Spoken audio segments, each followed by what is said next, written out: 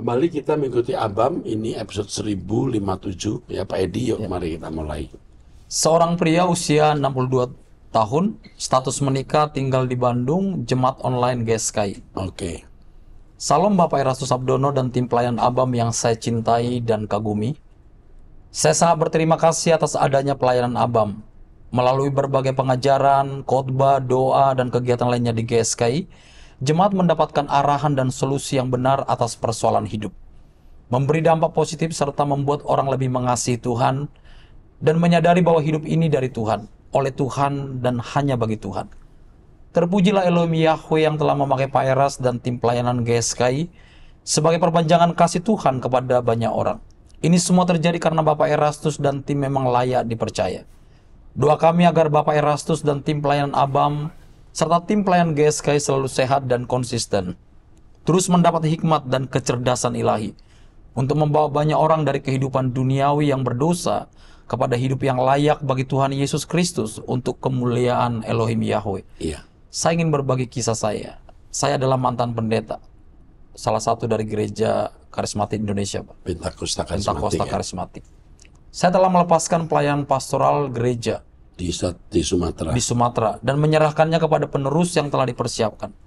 Pada tahun 2012, saya merasa dituntun Tuhan ke Jakarta untuk berdoa bagi bangsa dan DKI Jakarta sambil melayani sebagai pengkhotbah di beberapa gereja. Selama 5 tahun di Jakarta, saya hanya berdoa untuk bangsa dan negara. Pada tahun 2017, saya merasa tugas berdoa di Jakarta sudah selesai dan ingin melanjutkan pelayanan di desa. Namun, ketika meminta konfirmasi kepada Tuhan dalam doa untuk meninggalkan Jakarta, saya malah diminta untuk berdoa bagi gereja. Saya merasa gundah melihat kekristenan yang semakin merosot kualitasnya, dan ada yang salah dalam pelayanan banyak gereja. Saya lalu mengambil waktu doa puasa Ester 3 hari sendirian. Di hari ketiga puasa, ketika meminta izin untuk kembali ke desa, saya mendengar suara yang mengatakan, berdoa untuk gerejaku. Setelah doa syafaat untuk gereja, suara itu terdengar lagi, berdoa untuk gerejaku. Saya menangis dan bertanya kepada Tuhan, ada apa dengan gerejamu Tuhan? Tuhan menjawab dengan pilu, hatiku sakit. Karena terlalu sedikit dari umatku ini yang bisa masuk ke dalam kerajaanku. Saya bertanya mengapa dan Tuhan menjawab, hari-hari umatku datang kepadaku hanya untuk pemenuhan kebutuhan mereka, bukan untuk menanyakan kehendakku atas mereka. Saya merasa sedih dan menangis, minta ampun atas cara hidup umat Tuhan yang membuat pilu hati Bapa. Tuhan berkata, bagaimana mereka bisa melakukan kehendakku jika mereka tidak pernah bertanya apa kehendakku atas mereka? Mereka sibuk hanya untuk kenikmatan hidup mereka dan meminta aku memberkati hal-hal dunia mereka. Saya berani berargumen dalam kebodohan. Tolong jangan menyalahkan umatmu Tuhan. Ampunilah mereka sebab mereka tidak tahu. Mungkin itulah pengajaran yang diterima dari pendetanya. Tuhan menjawab, lebih sedikit lagi para gembala dan pendeta yang bisa masuk ke dalam kerajaanku, karena mereka tidak mengajar umatku secara benar. Saya jatuh tertelungkup dan menangis malu mendengar alasan itu. Panjang ceritanya, tapi saya takut ini menjadi sesi hanya untuk saya sendiri. Setelah itu saya didorong masuk ke gereja-gereja di Jakarta sampai tiba di gereja Pak Eras. Saya merasakan pengajaran yang murni dan suasana yang berbeda di GSKI. Pengajarannya sangat membumi dan tulus, seperti seorang ayah yang menuntun anak-anaknya dengan hati. Pada bulan Oktober 2017, saya ke gereja Pak Eras di Gajah Mada dan merasa itu gereja yang mendekati yang Tuhan mau. Saya terus mengikuti berbagai ibadah dan bertanya kepada Tuhan, apakah gereja ini yang Tuhan mau? Jawabannya selalu semakin dekat. Saya memutuskan untuk belajar di sini tanpa harus menjadi jemaat terdaftar sesuai dengan saran Pak Eras. Selama pandemi COVID-19, kami mengikuti ibadah online karena harus menemani orang tua yang ketakutan. Saya tetap mendengar pengajaran yang murni dan benar. Saya ingin menyampaikan permohonan maaf kepada Elohim Yahweh dan Pak Eras karena baru sekarang memberanikan diri menyampaikan ini. Pada saat Pak Eras berkhotbah pada ibadah raya 2 di Mall Arta Gading, saya melihat Pak Eras seperti mata air besar yang memancar ke segala penjuru. Mendadak saya berdoa dengan gairah yang dahsyat. Saya melihat Pak Eras berkhotbah di berbagai kota, bergerak dari satu tempat ke tempat lain. Suara keras keluar dari mulut saya, ini waktunya. Saya juga melihat Pak Eras duduk di kokpit pesawat besar, siap untuk terbang dengan penumpang yang sudah mau masuk. tapi belum lengkap krunya. Menurut Pak Eras, apakah penglihatan ini benar atau hanya halusinasi saya? Apa maksudnya jika benar? Maaf jika terlalu panjang, saya sudah berusaha menyingkat. Kiranya pengurapan Tuhan bertambah atas Pak Eras dan tim ABAM. Tuhan Yesus memberkati. Ini seorang pendeta loh, Seorang pendeta. dan penginjil. Penginjil. Oke. Terima kasih untuk kepercayaannya kepada kami di tengah-tengah serbuan orang yang menyesat-nyesatkan saya. Mengenai mimpi soal pesawat, saya juga punya mimpi yang mirip. Saya juga naik pesawat. Pesawat besar juga. Ya. Tapi saya tidak melihat krunya. Ya. Ya. Nah, Anda tadi berkata krunya nggak lengkap. Ya, bisa saja. Dan welcome to my world, selamat datang di dunia kami. Bapak terus ikuti khotbah saya, doakan kami juga agar pekerjaan Tuhan terus dikembangkan. Terima kasih untuk kesaksiannya. Ya, mimpi Anda saya terima. Tuhan berkati. Seorang pria usia 18 tahun, status lajang, bergereja di gereja Protestan di Mentawai. Oh ya. Pertanyaan saya, apa Tuhan Yesus menjawab setiap doa kepadanya? Kalau menjawab amin, mengabulkan tidak atau belum tentu. Pasti Tuhan menjawab atau bereaksi. Jawabannya bisa tidak, ya tunggu. Jadi pasti menjawab. Ini anak kenapa nggak sekolah teologi saja? Coba ditawarkan. Kasih tahu. Anak kita banyak dari Mentawai dan Nias juga. Benar. Ya? Oke. Itu jawaban saya, nak. Siapa tahu kamu ketemu langsung dengan saya nanti di STTKUM ini. Seorang wanita usia 45 tahun, status menikah, memiliki 4 anak, tinggal di Denpasar, berjemaat di gereja karismatik. Salam Pak Pendeta Erastus dan tim ABAM yang dikasih Tuhan Yesus. Ini ketiga kalinya saya bertanya lewat WhatsApp. Karena pertanyaan saya yang pertama dan kedua belum dijawab karena mungkin terlalu banyak pesan yang masuk di ABAM. Saya kira semua dijawab. Ya. Kalau tidak dijawab di ABAM, dijawab ditangani langsung. Sekarang saya strict sekali. Ya. Semua pertanyaan harus direspon. Kalau tidak saya baca karena itu hal pribadi, langsung dijawab oleh konselor kami. Ini. Saya mau bertanya Pak mengenai anak saya yang bungsu yang berusia 16 tahun, kelas 1 SMA. Begini Pak, anak saya ini setahun lalu pernah didoakan pelepasan karena terikat dengan berbagai dosa anak-anak remaja seperti game online. Setelah pelepasan itu, dia banyak mengalami pengalaman spiritual dengan Tuhan. Hamba Tuhan yang mendoakan anak saya ini mengatakan bahwa dia akan menjadi hamba Tuhan yang akan dipakai Tuhan. Tetapi, iblis akan berusaha untuk menggagalkan rencana Tuhan tersebut. Sekarang ini kurang lebih 6 bulan terakhir dia kembali lagi ke dosa masa lalu tersebut sebelum pelepasan, yaitu game online. Kami sudah minta untuk dia didoakan lagi dengan hamba Tuhan yang mendoakan dia setahun lalu, tapi malah sekarang tambah parah. Sekarang dia main game online dari malam sampai pagi, dan akhirnya sudah tidak mau sekolah.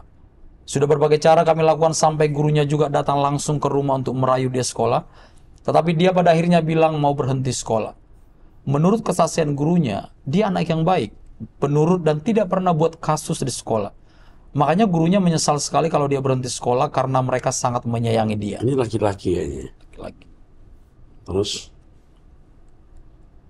Dia sekolah di sana ceritanya panjang karena Tuhan sendiri yang suruh dia sekolah di sana.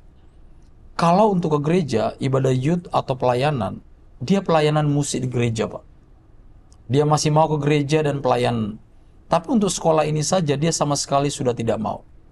Ini juga Pak, dulu kami sering doa malam dan doa pagi bersama. Sekarang sudah tidak pernah karena dia sudah tidak mau.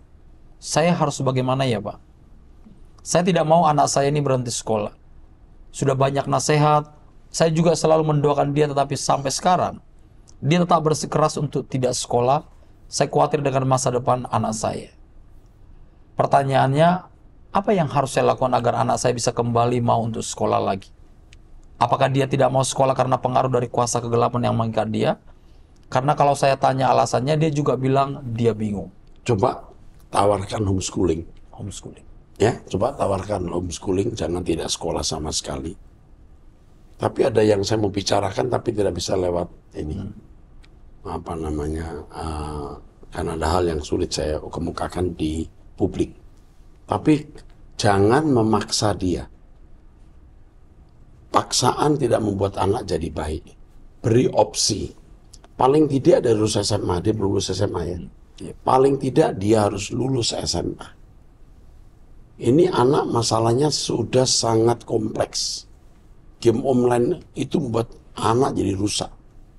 Tapi orang tua tidak boleh melukai dengan kata-kata kasar. Tetap dengan lembut. Ya, tawarkan homeschooling atau paket sekolah yang lain.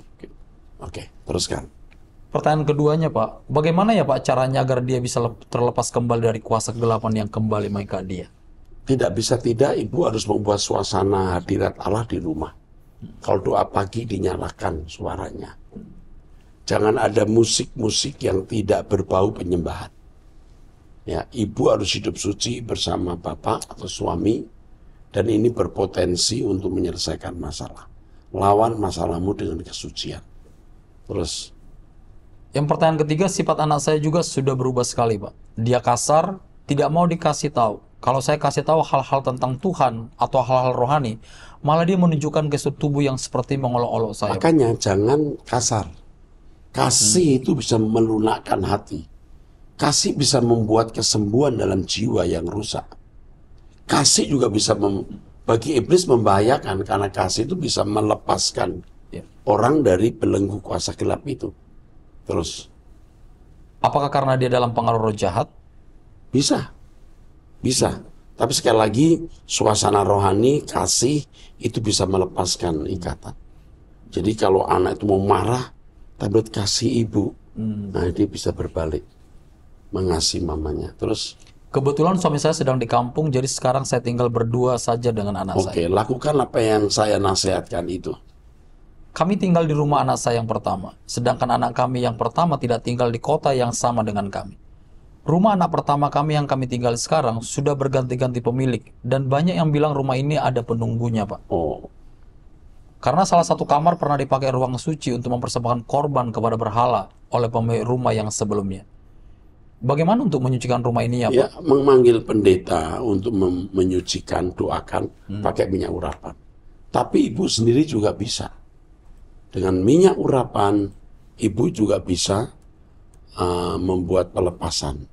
Ya, karena ini ada di Denpasar, jika mungkin dilayani oleh pendeta GSKI. Bisa dilepaskan, rumahnya bisa dikuduskan. Ya, oke, terus apa lagi? Cukup ya? Cukup. Oke, cukup. Kita teruskan dengan pertanyaan berikut. Seorang wanita usia 50 tahun, status menikah, tinggal di Jakarta. Oke. Terima kasih untuk jawaban pertanyaan saya di ABAM 967 dan 1040, Pak. Ini perihal anaknya yang meninggal. Saya menjawab, Tuhan tahu apa yang baik untuk kita. Lalu perihal roh orang mati, seharusnya orang percaya tidak mempertanyakan nasib orang yang sudah mati. Ini sebelumnya ada pertanyaan itu. Terus, saya sangat terberkati dan sekarang luar biasa Tuhan memberi jawaban lewat Bapak. Maaf kalau saya mau minta dukungan doa. Saya ini rohaninya mungkin tidak baik atau bagaimana. Saya sering bermimpi dan mimpi itu kadang terjadi. Sebenarnya saya tidak suka karena itu sering membuat saya terganggu. Contoh yang paling saya ingat adalah saya bermimpi tentang seseorang mengajak saya ke gunung, terus dia bilang, "Kamu pulang saja karena saya mau ke kota yang sangat indah di sana." Dia tunjuk, kota itu memang indah dan saya kembali. Tidak lama dia dipanggil Tuhan. Dia seorang yang baik dan melayani Tuhan, dan banyak lagi kejadian seperti itu. Saya tidak suka bermimpi seperti ini, Pak. Setiap malam sebelum tidur saya berdoa supaya jangan bermimpi. Jangan begitu. Kalau Tuhan mau kasih mimpi, Tuhan kasih.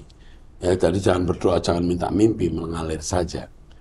Mimpi Anda terbukti, tapi tidak semua mimpi akan terbukti. Tidak ada orang yang mimpinya selalu terbukti. Tidak.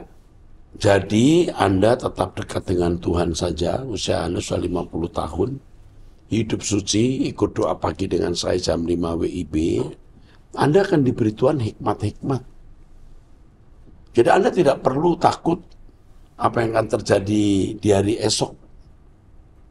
Yang penting Anda dalam persekutuan dengan Tuhan. Oke, teruskan. Jujur saya trauma. Tolong bantu saya terbebas, Pak. Seingat saya dari kecil, orang tua saya adalah orang yang takut Tuhan dan tidak pernah membawa kami ke dukun. paling ke tukang urut. Tapi mengapa saya suka mimpi yang kadang terjadi? Tolong bantu saya supaya bisa terlepas dari semua ini. Enggak, kalau itu mimpi dari Tuhan ya Anda nggak bisa tolak. Minta Tuhan bungkus dengan kuasa darahnya sebelum tidur. Tapi jangan dalam ketakutan, mengalir saja, rileks saja. Karena Anda pasti dipelihara Tuhan. Minta Tuhan mengirimkan malaikat menjaga Anda dan api dari surga untuk membersihkan rumah Anda. Bisa. Oke? Cukup jelas terus? Cukup jelas ya? Cukup jelas, Pak. Jangan terlalu memikirkan. Kalau memang Tuhan mau kasih mimpi ya biarin. Nggak masalah itu. Oke, teruskan. Seorang wanita, status menikah, memiliki 2 anak, tinggal di Maluku, berjemaat di gereja Protestan. Terima kasih tim Abam dan Pak Erastus yang sudah bisa membaca dan menjawab pertanyaan saya di Abam 1028. Dan waktu itu Bapak katakan kepada saya bahwa lebih baik kehilangan suami yang seperti itu selamanya daripada tinggal bersama-sama. Sekilas cerita supaya Bapak bisa mengingatnya kembali. Kemarin saya menceritakan tentang suami saya yang berselingkuh dari pertama kami menikah. Dan pernah pergi meninggalkan saya hampir 3 tahun dan kembali lagi. Setelah 5 tahun kami tinggal bersama-sama dan memiliki anak yang kedua, dia kembali berselingkuh dan selama 2 tahun ini dia pun kembali. Saya tetap menerimanya. Tapi selama dia kembali, dia memilih tinggal dengan bosnya, Pak. Pak, setelah saya mendengar jawabannya Pak Erastus, saya bingung. Apakah saya harus melepaskan suami saya? Karena selama ini saya merasa takut kalau saya melepaskannya. Saya takut melakukan kesalahan karena selama ini saya hanya diam. Sesuai yang saya dengar dari Bapak juga dan pendeta-pendeta yang lain. Lalu saya berdoa. Masalahnya dia pulang ke rumah, hubungan seks, punya anak, lalu kabur lagi. Untuk apa kamu mau hidup dengan laki-laki seperti itu? Terus? Lalu saya berdoa, tanya Tuhan, apa yang harus saya lakukan Tuhan? Melakukan apa yang dikatakan Pak Erastus? Ataukah saya harus melakukan apa yang sudah saya lakukan selama ini dengan menerima keadaan rumah tangga saya yang seperti ini dan selalu diam? Lalu saya mendapat jawaban Tuhan dalam firman Tuhan yang pertama. Di Hakim-Hakim pasal 1 judulnya, keadaan orang Israel setelah Yosua mati. Dan saya pun meminta 1 kali lagi dari Tuhan untuk meyakinkan saya. Dan untuk kedua kalinya saya meminta jawaban Tuhan dalam ayat firman dan saya dapat 2 Samuel pasal 19 judulnya kesedihan Daud karena dia kehilangan anaknya Absalom. Setelah saya membaca ayat firman ini, dalam 2 hari saya WhatsApp suami saya dan mengatakan bahwa saya tidak bisa lagi bertahan dengan keadaan seperti ini terus-menerus. Saya sudah tidak mampu dan saya menyerah dengan keadaan ini. Dari mulai saya WhatsApp itu, sudah 3 hari suami tidak lagi datang kepada saya dan anak. Pak, saya mau minta tolong, Pak bisa jelaskan ayat firman itu bagi saya. Dan apakah yang saya lakukan untuk WhatsApp suami saya itu benarkah atau saya salah, Pak? Pak Erastus dan tim Abam, terima kasih banyak dan maaf sudah terlalu panjang Tuhan. Suami yang tidak takut Tuhan yang hanya memperalat kamu, membuat kamu kehilangan kehidupan. Sedangkan kehidupan kamu milik Tuhan. Lebih baik kamu tidak bersuami daripada suami datang hanya untuk hubungan seks, meninggalkan lagi lalu tidak bertanggung jawab. Ya. Ini masalahnya. Ya. 2 Samuel pasal 19 kesedihan, maksud saya Hakim-Hakim pasal 1, karena orang Israel setelah Yosua mati, kalau salah Israel, jadi bangsa Israel itu tidak hidup dalam dengar-dengaran kepada Tuhan. Karena nggak ada pemimpin. Liar. Jadi kalau memang tidak ada pemimpin, liar hidupnya. Kalau orang tidak hidup dalam pimpinan Tuhan itu liar. Ya. Lalu mengenai kesedihan Daud karena dia kehilangan anaknya, saya harus memberitahu bahwa segala sesuatu yang ditabur orang itu akan dituainya. Suamimu hari ini sembarangan hidup. Suatu hari dia harus menuai apa yang dia tabur. Dan jangan kamu ikut menuai apa yang dia tabur karena kamu tidak ikut salah. Nanti maksudnya ya. Dia punya anak, begitu dia nanti ngurus anak, misalnya anak suami yang selingkuh seperti Abam yang lalu ada yang mengurus anak dari suaminya ya, yang selingkuh. Jangan, kamu harus full mengarahkan diri kepada Tuhan, langit baru, bumi baru, dan mengurus anak-anak kandungmu sendiri. Setelah itu ya, bagaimana Tuhan memberi kamu proyek untuk pelayanan, lakukan itu. Tapi selama hidup dengan pria yang tidak takut akan Allah, dan hidupmu disita oleh dia, sebaiknya kamu tidak hidup dengan pria seperti itu, kecuali dia berubah dan bertobat. Teruskan. Seorang pria status menikah, memiliki satu anak, tinggal di Manado, bergereja di gereja Masehi Injili. Ya, Salam Bapak Rohani saya Pak Erastus. Saya mengucapkan banyak terima kasih Pak Pendeta Eras atas semua pengajaran yang saya terima selama 1 tahun ini. Saya memang bukan jemaat Bapak, tapi saya sering ikut gereja di GSKI, pemohon Gereja Tomohon, gembalanya Pak Michael itu. Pak Gembala Michael. Ya, Jadi, saya ini punya masalah keluarga, yaitu istri selingkuh dengan teman kerjanya. aduh, Tapi, seperti pertanyaan sebelumnya, Pak Eras bilang saya punya salah sampai istri, saya punya salah sampai istri selingkuh.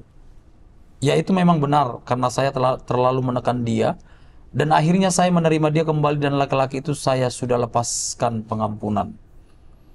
Tapi jujur, saya sering mendoakan istri dan laki-laki itu supaya mereka bertobat. Tetapi terkadang pikiran negatif itu ada, yang membuat saya merasa sakit sendiri. ya tidak mudah mengampuni. Bagaimana untuk Tapi melupakan? untuk melupakan ya kamu mesti lupakan. Kita mesti melupakan, dan untuk memberi kekuatan banyak berdoa, mendengarkan firman. Dari mendengarkan firman, cara berpikirmu diubah. Hidup ini memang tragis, singkat, tujuanku langit baru bumi baru. Hidup yang sungguh itu nanti bukan di bumi. Orang-orang yang melukai kamu juga sebenarnya tidak pernah merencanakan sejak lahir mau begitu, dan seterusnya. Nah itu kan menyembuhkan pengertian firman. Oke, teruskan. Terus waktu saya terima istri, saya bilang jangan lagi berbuat dosa perzinahan. Apalagi laki-laki itu masih satu tempat kerja. Terus Pak, ternyata istri saya masih sering diantar pulang oleh laki-laki itu, dan sampai saya berpikir negatif sama mereka. Istri saya bilang mereka sudah tidak berbuat itu lagi. Tapi saya masih ragu sama istri. Malam itu pas saya lihat istri diantar pulang oleh laki-laki itu, saya tidak dapat menahan emosi saya, sampai kami bertengkar hebat. Saya bilang, kamu sudah janji tidak akan berhubungan dengan laki-laki itu. Dan dia sampai bersumpah membawa nama Tuhan, bahwa tidak ada berhubungannya dengan laki-laki itu. Memang tidak ada hubungan, tapi sebaiknya tidak diantar pulang. Dan sebaiknya tidak bekerja lagi di tempat itu. Tetapi mencari pekerjaan hari ini sulit. Memang yang penting itu adalah komitmen tidak mengulangi dosa itu. Dia bekerja di tempat lain, masih bisa kok hubungan. Ya. Atau ada laki-laki lain, dia bisa berzina lagi. Yang penting takut akan Tuhan. Terus, Tapi laki-laki itu masih mengantar istri saya pulang. Itu yang membuat saya bingung. Sampai istri ngomong begini, biarkan saja dia mau sakit atau mati, tidak usah peduli katanya. Baru saya bilang, Ma, kamu itu tidak bersyukur karena Tuhan masih memberikan kesehatan dan kekuatan. Kamu malah minta sakit dan mati. Akhirnya saya diam saja. Hubungan kami renggang, Pak. Saya menjadi kepala keluarga dan ibu rumah tangga karena untuk pekerjaan cuci baju, cuci piring, nyapu, saya yang lakukan dan saya tetap sabar. Tapi Pak Erastus, terkadang saya punya pikiran, apakah saya tetap terus bersama-sama istri atau menghindar dulu? kamu harus tetap bersama-sama istri, kamu tetap memenuhi pekerjaan, kamu belajar mempercayai dia. Seakan-akan dia tidak melakukan dosa itu lagi. Dan kalau dia diantar pria itu, jangan marah. Bahkan kalau saya mau boleh sarankan, bersahabatlah dengan pria itu. Bersahabatlah dengan pria yang pernah berzina dengan istrimu, ajak dia ke gereja, ajak aktivitas pelayanan. Begitu. Ya, Pak. Ngerti? Ya, Pak. Kalau mau, kalau kamu berkeras, kamu bisa cerai dengan istri. Jangan. Kalau sampai mereka berkhianat di belakang kamu, Tuhan akan hajar mereka habis-habisan. Tuhan marah sekali itu. Jadi belajar mempercayai istri, jangan ribut kalau dia diantar pria itu, karena dia masih nekat mau diantar. Iya. Yang kedua, kalau bisa bersahabat dengan pria itu. Sementara itu yang saya bisa nasihatkan. Lebih dari itu ada lagi, kamu harus hidup suci, mencari Tuhan sungguh-sungguh, dan membawa istrimu ikut mendengarkan True.id dan berdoa bersama. Berdoa bersama. Harus ada doa bersama keluarga. Membangun takut akan Allah. Terus, Seorang pria usia 41 tahun, status menikah, memiliki 2 anak, tinggal di Jakarta Timur, jemaat GBI. oke. Salam Pak Eras, saya kenal Pak Eras sejak saya sekolah Di Betel. di Bethel. Hmm. Saat itu Pak Eras masih sempat mengajar di kelas kami, itu mata kuliah etika, dan menciptakan sebuah lagu bersama-sama di kelas. Semua saleh rindukan Tuhan, memandang wajah kemuliaan-Mu. Almarhum kedua orang tua saya juga kenal Pak Eras. Bahkan Pak Eras dulu pernah memberikan sepeda untuk dibawa ke tempat pengembalaan orang tua saya di daerah Lampung. Dalam beberapa tahun belakangan, sejak COVID, Tuhan menuntun saya untuk terhubung dengan Bapak melalui truth.id, dan saya ikut doa pagi lewat Zoom. Sungguh merontokkan seluruh pemahaman, pengertian yang terbangun selama ini. Saya jadi bayi dan belajar ulang kembali. Saya dibimbing melalui truth.id dan sempat juga ke gereja Bapak Rehoboth di Arta Gading 2 kali, dan itu membuat saya kehilangan minat terhadap apapun lagi. Bahkan setiap omongan negatif terhadap kami seakan merelakan hal tersebut dan merasa bahwa tidak penting. Walau kami pun memeriksa diri apakah ada kesalahan tentang itu. Saya bersyukur, puji Tuhan, istri saya dan anak pertama saya juga Tuhan tarik pada jalan yang sama. Beberapa tahun belakangan ini kami punya tema di rumah, yaitu kudus dan berkenan. Siap pulang ke rumah Bapa. Pembahasan setiap hari mengaitkan kejadian dan semua situasi kepada hal tersebut. Terus periksa diri apakah hati dan pikiran bersih. Jika ada sesuatu yang dikenali salah, segera minta ampun kepada Bapa. Sejak tahun lalu, saya bekerja sebagai legal di suatu perusahaan. Singkat cerita, atasan saya di perusahaan tersebut ingin agar pekerjaan cepat diselesaikan untuk kepentingan operasi perusahaan. Maka saya diminta untuk melakukan cara yang dapat dikatakan melanggar aturan, mengakali situasi tersebut agar dokumen atau surat yang diperlukan segera keluar.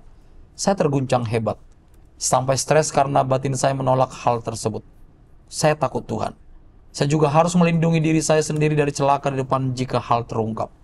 Saya berdoa bersungguh-sungguh dan berdiskusi dengan istri sampai saya memutuskan untuk mengundurkan diri dengan segala risiko keuangan yang harus kami alami. Saya juga minta tanda dari Tuhan akan keputusan tersebut. Saat membuat surat pengunduran diri, rasa stres saya mulai berkurang sampai akhirnya saya menyampaikan surat tersebut ke pimpinan. Singkat cerita, segala proses serah terima pekerjaan dan dokumen sampai hari terakhir saya kerja selesai. Saya merasa lega, Pak. Sekarang saya masuk dalam pergumulan sebagai pengangguran. Saya percaya Tuhan akan pelihara kami sekeluarga dan tidak membiarkan kami dipermalukan karena kekurangan. Apakah menurut Bapak keputusan saya sudah benar di situasi tersebut, Pak? Kalau itu melanggar hukum, kamu mau dapat gaji berapapun suatu hari masuk penjara, namamu rusak, anak-anakmu tidak melihat teladan yang baik, itu kerugian triliun. Keputusan yang benar demi kesucian dan kebenaran, kamu tidak bekerja di tempat itu. Udah tepat banget, ya. Saya tidak tahu dia seorang legal ya, seorang pengacara. Ya. Tetap aja, kamu cari kerjaan di tempat lain, Tuhan akan memberi kamu pekerjaan. Datang ke MAG, suatu hari kita bisa ketemu dan berbincang-bincang. Ya, demikian episode 1057 sampai kita lanjutkan 1058 ya. Tuhan memberkati.